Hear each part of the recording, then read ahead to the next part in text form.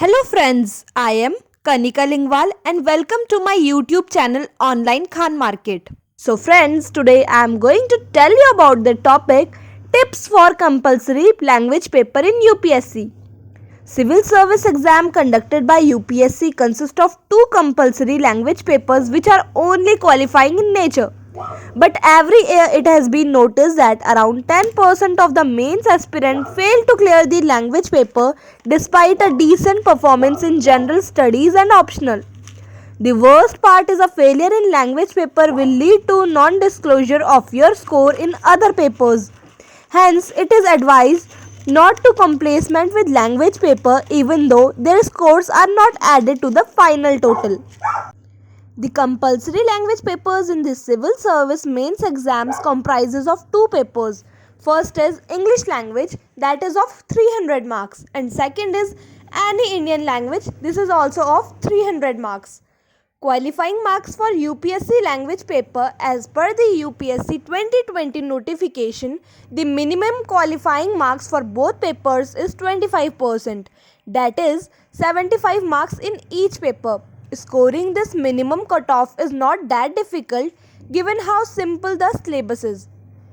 Let's have a look at the strategy to be adopted to tackle these two papers. UPSC compulsory English paper, the objective of the paper is to test a candidate's ability to read and understand serious descriptive prose and to express his ideas clearly and correctly. So let's understand the pattern of the English paper firstly. Pattern of question marks. First is short essay of 100 marks. Second is reading comprehension of 75 marks. Third is precise writing of 75 marks. And fourth is usage and vocabulary of 50 marks. Fifth is short essay. UPSC gives 4 general topics out of which an aspirant is expected to pick one and answer. The intent of this essay is not to test a candidate's in-depth knowledge regarding the topic chosen, rather the objective is to test whether a candidate can express his thoughts, emotion and opinion in English at a basic level. The word limit for this essay is 600 words. So a candidate need to prepare exclusively for this essay as the preparation done for GS and essay paper is sufficient. Regular reading of the newspaper will help improve your language and your writing skills. Structure your essay into three parts. First introduction, second body and third conclusion.